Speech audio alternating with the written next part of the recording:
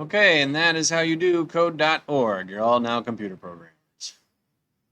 Oh, making all these virtual lessons. It's a lot of work. It's exhausting.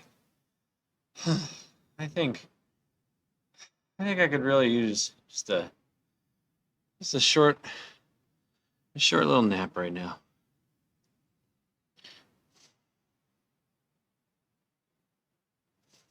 Hmm. Whoa, that was a good nap, but gee, I think I might still be sleeping. If I'm still sleeping, that must mean I'm dreaming right now. So, wow, I've never dreamed at school before. What should I do? Wait a minute. I know what I'm gonna do.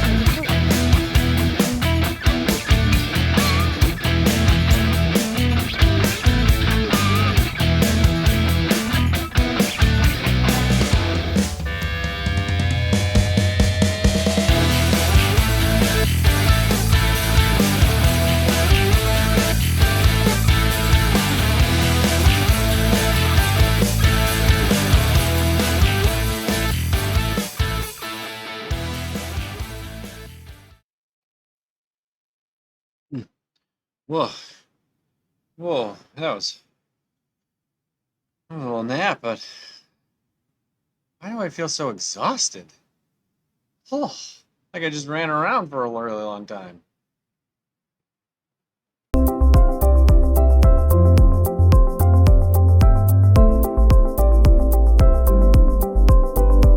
We're going to be working on nested loops. That's a loop inside a loop. And we've done a little bit of this already, but it is going to be something that we need to get even better at. Because if you can really master this idea of a loop inside a loop, a nested loop, a loop to loop, then you're going to find your work so much faster, so much easier, so much quicker.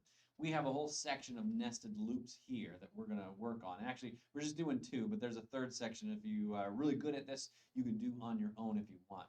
Today's lesson, we're just doing 11. We're going to do nested loops in the maze. So we're going to start us off with number one. How many lessons we have? We've got 13 lessons here, 13 puzzles that we're going to try and solve. And we see our friend the bee here. So in the bee, what we have to do is these first couple of lessons or these first couple of puzzles are going to show you like, oh, hey, look how awful it is to build up all this line of code. We need 5 different blocks. And so I'm going to have my bee here go forward, and then they will go to go forward again. You gotta drag that one out. And what do we do next? We got to get some nectar here. So we'll get the nectar. Then we'll go forward again. And then we'll get a nectar again. Okay. So as we build these up together, there we go. We run the bee. The bee is happy. It gets all the nectar. That's great. But as things get more and more complicated, then what we're going to see is that now the bee has to, get a bunch of stuff. And we can use loop blocks already to help us with this work. I know that I'm going to go forward and forward. I'll have the bee get some nectar here. It's kind of like the same thing I just did, except I'm going to have to do it a couple of times. Here I'm going to go forward, and here I'm going to get the nectar again. And now I'm going to add an extra step, though, because right in here, I've got to turn a certain amount. So if I take a look, which way am I going to have to turn here? I'm going to have to kind of do my thing. Turn to the right, it looks like. So I'm going to turn to the right here, use that right block. And now all of this, okay, is going to be done. And it's going to be done, let's see. So across the top and then down the side and then across the bottom. We've got 3 different times that we're going to do that. So here's how that's going to work. We need to take all of this. Let's take it right now. Every single step. And you need to do it again and again and again. Now, this already says that we might use 15 blocks to do that. That is a lot. Why don't we use our loop block right here? And we can put anything inside this loop block, including all of this here. So let's go and take this and let's push it in there and put it in there. Boom. Now, I'm not going to do it 5 times, of course. You got to make sure that you change this thing here. But then once you do, go 3. Now I should be able to run it.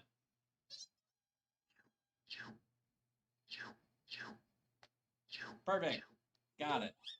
Now, the nested loop idea, though, is what we're really working on. So the nested loop is how, watch this video, is how we're going to take a loop and put it inside a loop. So here is multiple choice. I'm going to skip over that one. You don't skip it. I mean, you just pick a letter and you run it. But take a look at here. Holy cow, that is a lot of different nectar. So how do we solve a puzzle like this? What we end up doing is this. So we're going to build the first part right up here. So the bee is up here. He's at the top. He's going to go forward 1, 2, 3 times, and he has to collect 3 nectars. So this is a fairly easy bit of code to write.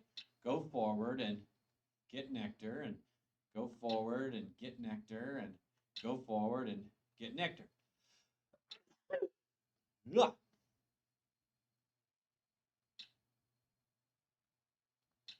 Now, this line of code, you should start to see a pattern. Notice how this part here, and this part here, and this part here, they're the same. So if we ever have anything that's the same, we should be using a repeat block. We don't need to do this 3 times with 3 sections of block. We say, hey, computer, repeat that for me. Go forward, get nectar, do it 3 times. It's a lot less blocks. It's a whole lot easier to use. Next, we're going to take a look, and we got to figure out, all right, so now the bee is looking, okay, so bee's looking this way. I got to, left is up, right. So my right hand here, I'm going to go to the right, turn to the right, and I'm going to run it just to see if this actually works or not. That's the first part. Now I have to do it again and again and again. So I got to go across, down, and then over. If I had to do this, I mean, again and again and again, it would take a lot of blocks. And right now, I'm already seeing right here that this is telling me that I should only be able to use 1 more block. So what I end up doing, since this whole thing is being repeated, I'm going to put it inside of loop block, just like we do before. When we loop the loop 4 times, loop the loop, that's what's called a nested loop. It's like a nest.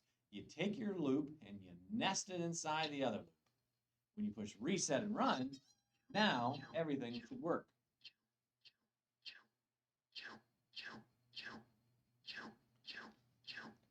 You can track your progress using it. It highlights it in yellow, saying which one you actually, or which block you're on. So you can kind of see how that loop does it again and again and again. We also have some zombie levels that we're going to do, some plants versus zombies that you'll see today. And so as we solve these puzzles here, let's also take a look at what's going to happen.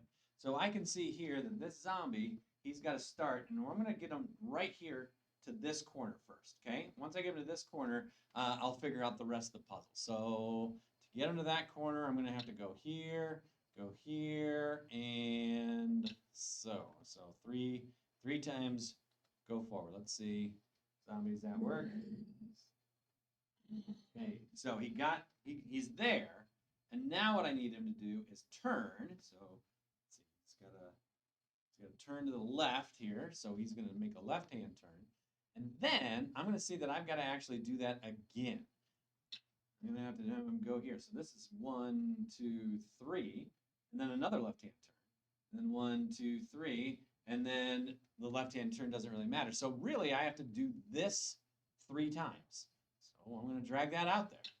Do that 3 times. I nest it. I loop the loop. I put the loop inside the loop. I say reset, and I say run. Now, what's important here is that my strategy is that I solve a little bit at a time. I look for the first part, and then I try to see, can I loop that? So let me show you. Here's a puzzle to do. Here's another puzzle to do. Here's one that might be tricky. Okay. Oh, okay. Wow. I'm first going to try and solve the first part. Don't try and solve everything. The first part here, this section here, how do I get him to this part? 1, 2, 3, 4, 5. It says go forward 5 times. Up here, go forward 5 times. Now, when I turn, he's going to make a left-hand turn. I'm next going to see what I need to do to solve this next part. If it's the same, I'll know I can use a loop block. 1, 2, 3, 4, 5. So a 5 and a left-hand turn again. Great. Can I do the same thing over here? 1, 2, 3, 4, 5. And a left-hand turn. Awesome. That's 3 times I'm going to do it. Like, can I do it again? One, all the way over there. Can't reach over there. 1, 2, 3. Oh. Well, that part over there doesn't quite work. So I might need a new section of code for that. But for this first part, I just found that I'm going to have to do this 3 times. So I'm going to drag this block up there. I'm going to nest that loop 3 times like so. Here we go. Put it in. Let's run it and see. It goes here. It goes here. It goes across. And now that's all we can do. Because the next section, well, it only goes down 3 times before he makes his turn. I don't have to mess with it. I can set this code aside. This code's fine. It gets me half the puzzle perfect. Let's start kind of brand new. Okay, here we go. I'm going to do this line of code now. It's this time I'm going to go forward 3 times, not 5 times like I had before. Okay, so go forward 3 times like this. And what kind of turn am I going to make over there in that far corner? It's the left. It's a left-hand turn. So I'm going to go ahead, use my left-hand turn, and then I'm going to see. That gets me through that side. Does it get me to that final part right there? So 1, 2, 3. Good. It should. So I can use this loop block. This puzzle here takes 2 nested loops, 2 loop-de-loops to do this work, and it's fine. It kind of splits the puzzle in 2. It has the first part, it has the second part. Each part has a nested loop. Watch him go, go, go. Now here's the second part of the loop. Here's the second part. Gets the thing. Give this a try, okay? Nested loops are important. They are tricky, and there might be some help along the way that I can give you as well.